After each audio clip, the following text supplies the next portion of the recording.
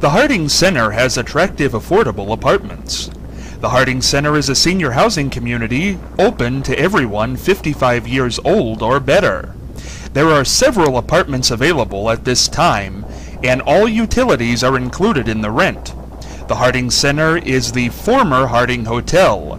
It is an historical landmark and a place that should be seen by all. The Harding Center office hours are Monday through Thursday from 8 a.m. till 4 p.m., and their phone number is 740-375-4602. The telephone number again, 740-375-4602. The Harding Center in beautiful downtown Marion. Check it out. This is Scott Spears, and I'd like to welcome you to Scott Spears Now. Tonight we're going to tackle a hot topic in the boxing world, as former world heavyweight boxing champion Mike Tyson recently announced during a press conference in which he was supposed to discuss becoming a promoter that he is a vicious alcoholic and near death. Confessionals from Iron Mike. Very interesting stuff. Who are we going to talk to in tonight's program to help sort all this out? A man who knows the boxing world better than anybody I can think of. He's a great friend of this program. He is the Dean of Boxing Journalists, former HBO broadcaster Larry Merchant. Larry and I are going to discuss the career of Iron Mike, his run-ins with him over the years, and what he thinks of this latest revelation. And will this be the end of the road for Iron Mike? Maybe the knockout, the final knockout. We're going to discuss it all with a good friend of mine, a guy I like a whole lot, Larry Merchant, right now on Scott Spears Now. This is Scott Spears, and tonight we discuss a recent confession made by legendary boxing champion Mike Tyson. Tyson revealed during a press conference on August 23rd that, and this is Tyson's words, "I'm on the verge of dying because I'm a vicious alcoholic. I've been lying to everybody else that think I was sober, but I'm not." Joining us to help sort all this out is a great friend of this program. I always enjoy when he's on, no matter what the subject matter is. He is the boxing journalist, former HBO analyst Larry Merchant. And I guess you're still with HBO, aren't you, Larry? In a way, I've done some fights that have been telecast on HBO. I am now a gun or a fist for hire, and I do various international boxing telecasts. As you should. Larry, I want to get into this because I don't know why this kind of shocked me and maybe shocked the world. When you heard about it, what were your first thoughts? Well, I was surprised. I'm surprised by the whole Tyson phenomenon. Well, I guess I sort of understand it because he's has been a one-man reality show for decades now. And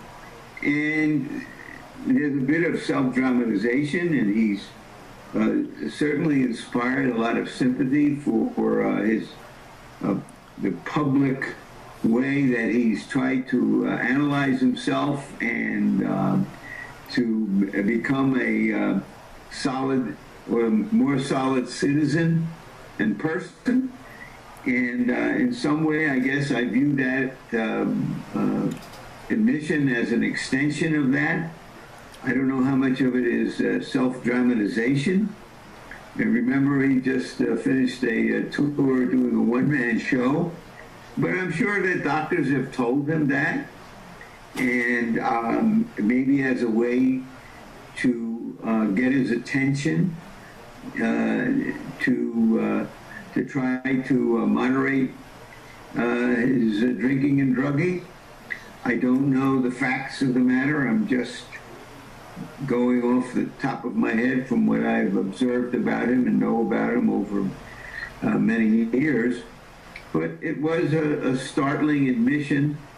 At the same time, he has just started a career as a promoter. So how do you mix and match all of that? Larry, it was interesting to me personally because Mike Tyson's career is legend, fascinating. The great boxing career, the upset loss to Buster Douglas, the rape, the imprisonment. He comes out, he bites off an ear. Through all that, though, we kind of still saw Mike Tyson as kind of this, my words only, evil, troubled gentleman. But when he went up on the Broadway stage, when he was doing this tour, I think we all thought, well, maybe that's over. Maybe that's done. His interview seemed a little bit more coherent. Maybe that's why it shocked me. Well, he came across, I think, to anybody closely observing him over the years, as somewhere between a psychopath and a sociopath. The rules of society didn't apply to him. He was a serial groper. He was a convicted rapist. He was not always the most pleasant person to be around, although there was a kind of street wit and intelligence about him from the time I knew him back when he was still a teenager. And his reputation seems to get more and more enhanced over time.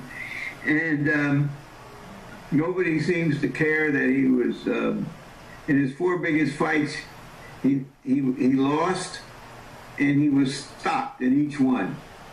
And I believe that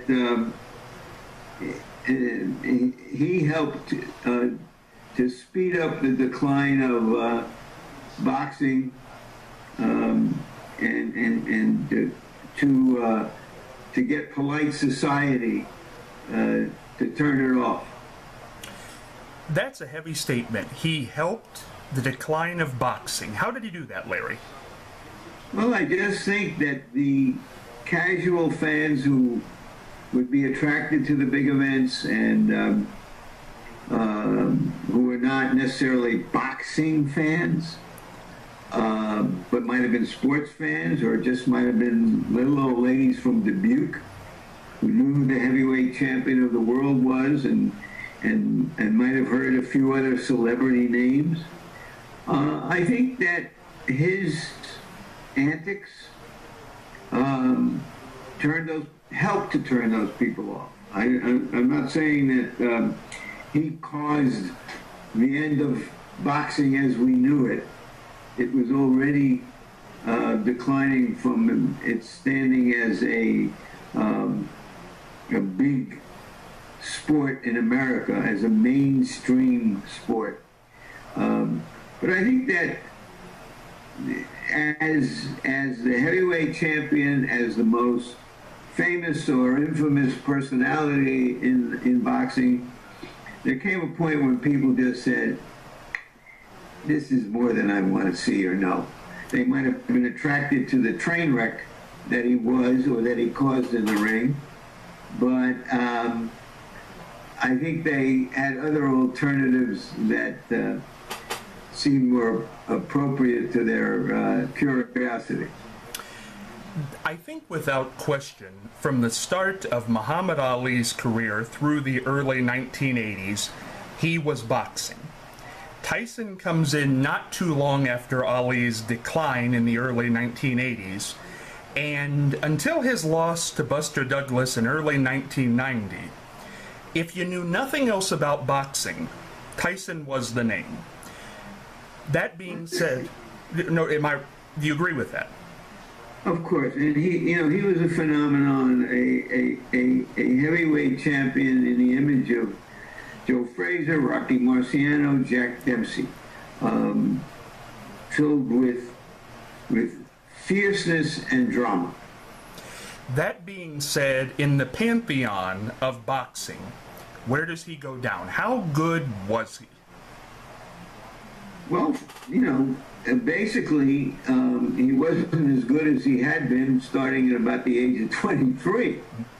And I don't think he was ever the same after he went to prison for 3 years, although he still had some successes against average type opponents. To me, he plainly was not the fighter that Holyfield was. But he was an extraordinary personality, and that type of fighter who brings thrills and excitement and drama, and who the media loves to cover, and who has highlights that are, over the top, with what we think of as prize fighting. I get the fact that he became so popular and that he got into movies, he did his own show, he did television series. He's an extraordinarily interesting person, which is why many people were interested in him, and many writers have always been fascinated by extreme boxing personalities. I think you're right, and I think it's fascinating that, as you say, a lot of people agree that Holyfield was superior, but I believe people know Tyson far and away more. Right. I saw an interview with Holyfield at the Olympics in London, and I imagined at that time that he could walk the streets and nobody would recognize him, where Tyson would cause a traffic jam. Am I wrong in making the statement that, as it stands right now, if you know nothing about boxing, the names you will know are Muhammad Ali and Mike Tyson? Does it go in that order? Or is there somebody I'm missing? Well, I think Sugar Ray Leonard was pretty good. I think Oscar De La Hoya was pretty good. I think there have been some fighters who have garnered our respect and attention. But Tyson is a phenomenon in the modern age, with the combination of becoming a very young heavyweight champion, age 20, and then the whirlwind he was in the ring, mostly against average opponents, but nevertheless he was a whirlwind, and his marriages and his law breaking and all of the rest, you couldn't take your eye or your ear away from him. I want to ask you the question that's been asked in locker rooms all throughout the land, probably more in the 1980s than now, but Mike Tyson of 1985-86, could he have beat Muhammad Ali of 1968? He couldn't beat Buster Douglas. Enough said. I think that puts an exclamation mark. I want to touch on one more thing here. Mike gave another quote during that press conference, which I thought was fascinating. I want to change my life. I want to live a different life now. I want to live my life sober. I don't want to die. In an interview with the Today Show recently, he says he's at 12 days sober. Larry, is this going to happen? It's a long life of alcoholism and drugs. Well, look, he's a human being, and you want to see him succeed in what is certainly the biggest fight of his life. He has children. He's married.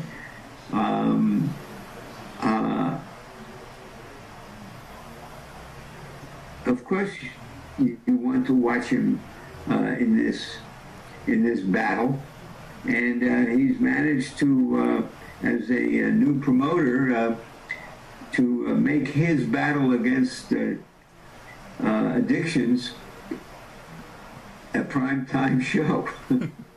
How will he do as a promoter? It's very hard business. I don't know his involvement, whether he's the front man for some other people or not. Oscar De La Hoya is the only fighter among many fighters who have attempted it, who have been successful. And Oscar's company, Golden Boy, right now is wildly successful. Larry, this is a hard question to ask, but I know people, I'll tell you why I ask this. During the Michael Jackson days, when he was going through his trial, I remember people on news saying, is this going to be another Elvis situation? He does not have the best people surrounding him. We hope it doesn't happen, but Larry, do you think Mike Tyson could be headed for a premature ending? Would it be shocking if it happened? Of course it wouldn't be shocking. And listen, these super celebrity pick their own entourages. And they are responsible. And they live many lives within their life, unimaginable to us at ringside or at in our living rooms. The temptations, the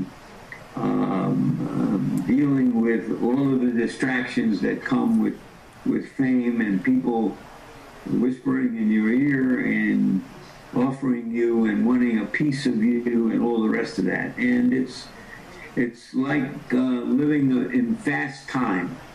And unfortunately, he seems to be in that fast time, but he's no longer a performer as they were when they went prematurely. So perhaps he's got a better shot. Larry, one final question on Mike Tyson, then I want to move on to something else. There has been rumor and myth for years that you and Mike Tyson had a falling out, that he would not let you interview him after the Douglas fight, that Don King was angry because of your criticism of him. What's the truth? I don't remember the specifics of that, of what happened in that fight. Of course, it was a crushing defeat, not just for him, but for King and everybody who thought that, Tyson was this unbeatable force and would in some way mark their generation. He was going to be their Ali. And of course, my job as a journalist is not to be among the cheerleaders. That said, there did come a time when he, or through his emissaries, told HBO that he didn't want me at ringside for his fights. And HBO said to him, they were offering him a staggering amount of money for a multi-fight deal, that he couldn't tell them how to do this. I can't say enough about the HBO executives who did that, because he was like a franchise, enormous ratings, enormous sign-ups for HBO at a formative period in its life. And there have been other announcers and commentators who have been fired in variations of that situation where somebody was unhappy with him, and the network had to make a decision between the bottom line and what it expected from guys who weren't the performers. And HBO said, no, you can't do that to us. And it wasn't long after that the rape trial began, and he was sent to prison. And when he came out, he wound up going to Showtime. Do you feel personally that that was all on your shoulders, or were there other things going on? Do you think extenuating circumstances? Yes, I do think that the people that he chose to be in his circle who were defending him most likely wanted him to show some exercise of his power. For example, I don't know that he took all those things as personally as some of his pals told him he should have, because we had a pretty good relationship over time. I don't think that Don King cared that much. He cared more about the bottom line. But if it was important to Tyson, it became important to King. So, it was a situation that I have been in the past as a journalist, in which some star athlete might not have appreciated a sentence I wrote in an 800-word column. I'm used to it, but it was very unusual for a network to stand by that, in effect to say no one person, no matter how popular and important, can decide who we are and what we do and who we hire. Were you ever leaned upon by the network to kiss and make up? No. Interesting. And I had some other, there were other times when you take the super athletes who are rare. Oscar De La Hoya, Roy Jones, Mayweather, and who are used to total adulation. And I'm not in the adulation business. I'm in the business of giving you credit for what you do and trying to keep it in context and in expectations, and that they don't all take it with grace, and then they can complain about it and be unhappy about it, but that's who I am, and I know that I'm just a guy sitting ringside and watching their movie, and that's the way I function, and I'm not surprised when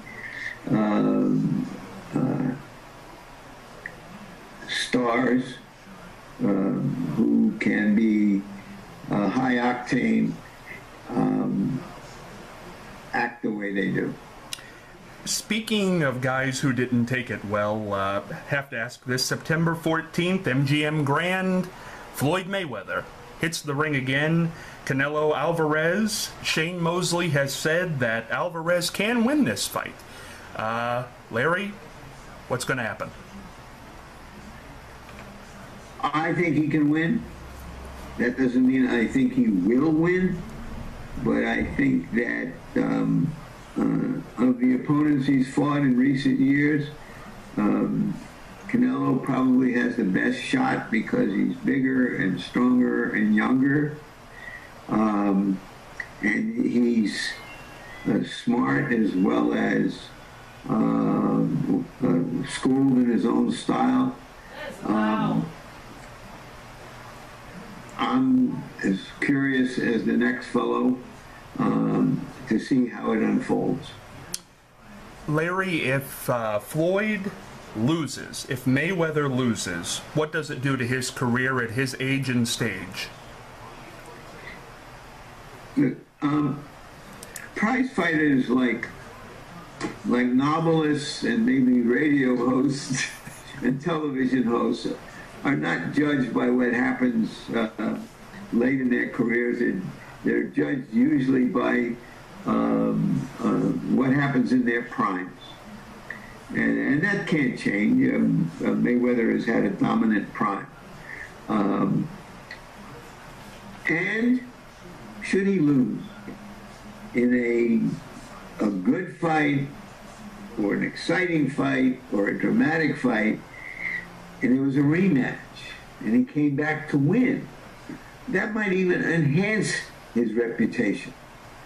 That is, in boxing history, that's happened on numerous occasions where an elite prize fighter has had a tough battle and then has had to come back and prove himself or not. And so it's not just the winning and losing, it's how it happens and what happens next. And it should be a good fight. Grab the popcorn on September the 14th. It'll be a lot of fun, I think, MGM Grand. Larry, I want to wrap up this interview talking about something socially here. This past week, we celebrated the 50th anniversary of the March on Washington. Martin Luther King's I Have a Dream speech. A lot of speakers were there this past week. President Barack Obama, of course, gave a speech. Larry, when it comes to sports, has sports mirrored what has happened socially with the African-American athlete? I think it is. It's been a mirror that's looked into the future. That I think, for example, Jackie Robinson coming into baseball, and who he was and how he played and the excitement he created and the sense that the playing field in sports is more level than it is in other walks of life. I think it led directly to Brown versus Board of Education, the most important Supreme Court decision that started the liberation and the advancement of black people. And there were predecessors to Robinson, like Joe Louis and Jesse Owens and Satchel Paige and so on. So, I kind of think of it in terms of black music, jazz primarily, in which we started to listen to who these invisible people were. And in the age of television, started to watch how they performed and conducted themselves. And I do think that the black athlete has advanced the cause of the racial cause that they represented. It's interesting you mentioned Jackie Robinson. Jackie Robinson walks into baseball, which is filled with nothing but white athletes. I know it came later, but what we're talking about here, boxing, almost probably 90% of the boxers that people know, for whatever reason, Tyson, Ali, Joe Frazier, George Foreman, Mayweather, Joe Louis, there's a list as long as your arm, have been African-American boxers. Were they, you had a first-hand view of this, were they ever treated differently because of their color? Oh, of course. It took a long time for promoters, for example, to realize that they could make money off of black prize fighters. Of course, Jack Johnson, who won the first black fighter to win a heavyweight championship 100 years ago, was such a controversial, provocative figure that when he won the championship and confirmed it in his first defense in the U.S., there were race riots. There were people who were killed. He was run out of the country. And that's what the heavyweight champion meant and how it was such an important part of the social fabric. The heavyweight champion was perceived as the most powerful man on the planet. and then, of course, it was 20 years until Joe Louis became the first black fighter who was allowed to fight again for the heavyweight championship. And Louis drew tremendous crowds, and then Henry Armstrong, Sugar Ray Robinson, and many others. But there were plenty of white fighters back in the day. Maybe you don't remember them, but black fighters started to dominate the sport. And now it's Latino fighters, especially Mexican Americans. Many different ethnic groups throughout the history of boxing have been dominant over time. But in our memory, and in the television age, and the extraordinary Muhammad Ali, who was an amazing showman, prize fighter, polarizing figure in the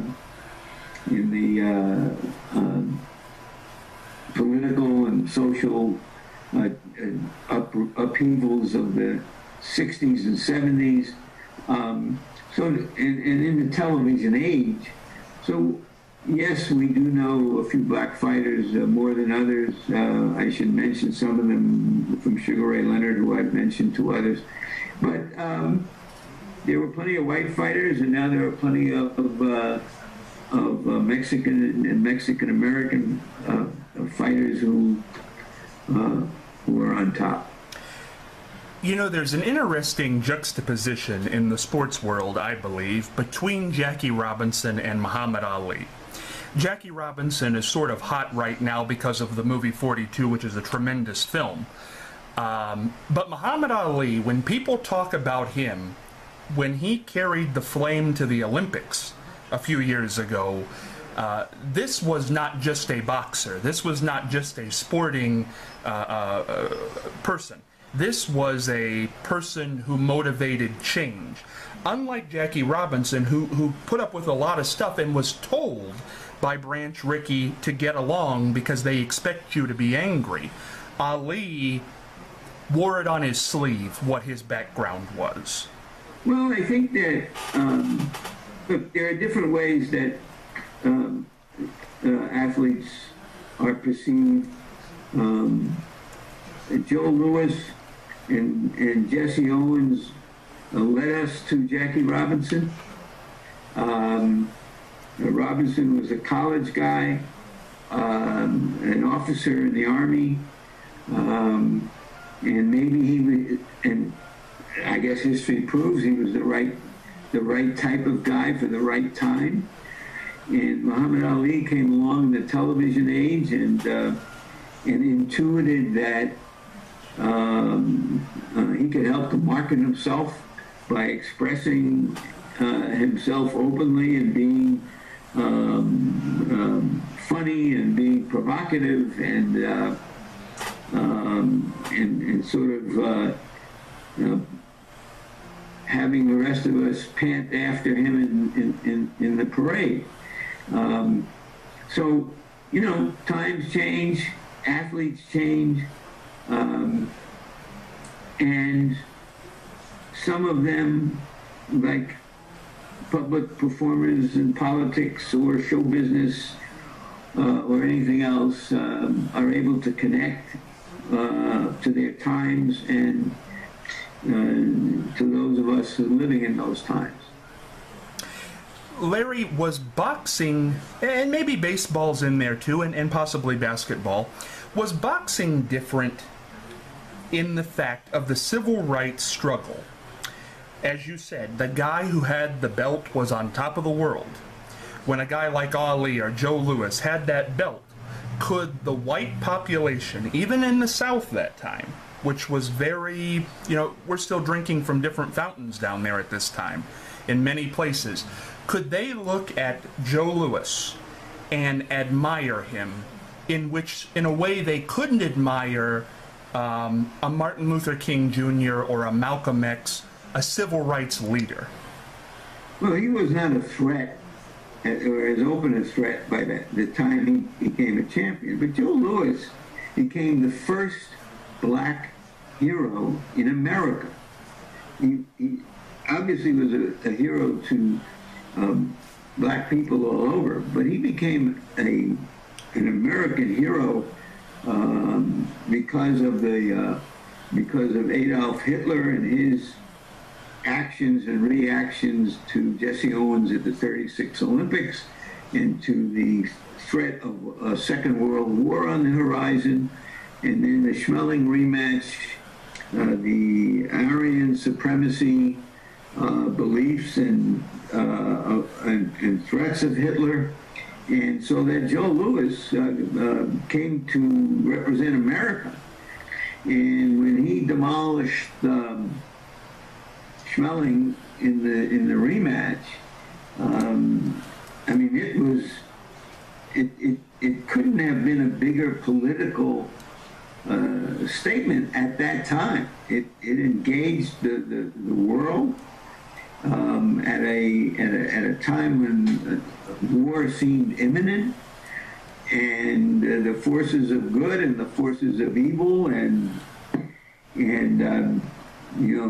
Franklin Delano Roosevelt cheering Louis on, not at the fight, but before the fight, and he represented us in that moment. So Louis was a huge figure. I mean, for me personally, growing up in the 30s and 40s, almost from the time of consciousness, the two American leaders were FDR and Joe Louis. They were the champions, the president for a decade. In 2013, Larry, we have an African-American president, but I think most people would agree there is still a little bit of, I don't even know if it's subliminal anymore, but there is racism in this country. We have not overcome completely. In the sporting world, is there still, maybe not even black-white, maybe it is toward the Latino, is there still that lingering difference because of the color of the skin or the way somebody talks or where they're from? Well, there are all kinds of cultural differences, and every ball club now has players from the Caribbean and some black players and American players, and even an occasional Australian. And so, but the difference is that they all wear the same uniform. In boxing, which has always had a very powerful ethnic and racial attraction, people tend to root for their own kind, for the guy who comes from their hometown or their region or their state, or the guy who looks and sounds like them. It's racial or ethnic rather than racist. I'm not as connected to the whole world of sports as I used to be, but I don't hear much of that. So I'm really not the best guy to comment on it. But people I trust who cover these games and teams, I don't think there is much of that going on anymore. I think black athletes have integrated the end zones and home plate and the baskets and all of that. In the civil rights pantheon, who is the black athlete who did the most for the cause, or changed things the most, not even meaning to? I think Joe Louis and Jackie Robinson, who were polar opposites as personalities, because Robinson was a fiery competitor and really smart, and but who knew that to be accepted in a game with a lot of white Southerners, especially, he was going to have to run on eggshells for a while. And Joe Louis, simply by being Joe Louis, was a formidable force. socially. But, you know, after that, I would say Bill Russell, one of the great athletes ever, and all the other great black athletes you can name, from Michael Jordan to others that we don't have to put names on. And the way you know they're accepted is people vote with their feet. They also vote with their dollars. And the most successful network television entity in the world is ESPN. And the big sports are making more money than ever before, and that suggests that black athletes are accepted, and even those who still have racial or racist views understand that their teams need black athletes in order to win. Before we get out of here, Larry, what's coming up with you? Will you be in the MGM Grand on September 14th? I won't. I've done 3 prize fights since I left HBO internationally. 2 of them were shown and happened to be shown on HBO 2. I've just reached an agreement with Top Rank to do 4 more events, one of them again from China, and I'm in a discussion with Golden Boy to do something for them. So I'm having fun. If it's a good event and it's in a good place and my calendar is free, I'm still going to be here to annoy you. Your tuxedo is always ready to go. My tuxedo's a little worn out, but I'm not. We're glad to hear that. Larry, are you going to write a book? Somebody asked me that the other day. You going to write a book? Scott, I'm asked that all the time. I've written a few books, and I know how hard it is.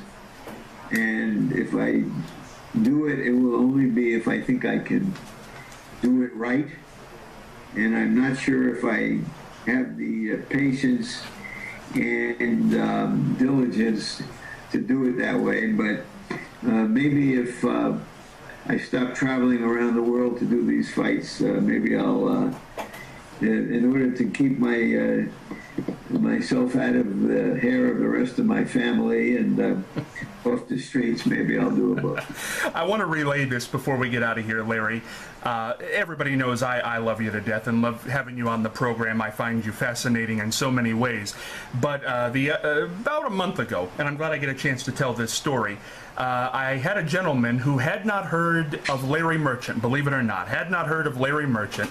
And he came in, and I said, well, you got to know who Larry Merchant is. And I played him your highlight reel from HBO when you left. And he became a fan based on that highlight reel. And the reason is, and God bless you, Larry, it's the truth, and it's the same reason I'm a fan. There are a lot of guys who do not translate through that television screen. And I don't know what it was, and nothing wrong with Jim Lampley or George Foreman. They are great guys and very employable, and I love to watch them.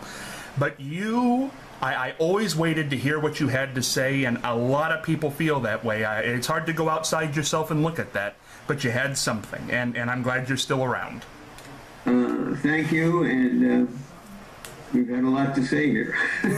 We have had a lot. Larry, please keep coming back, and I want you to stay well.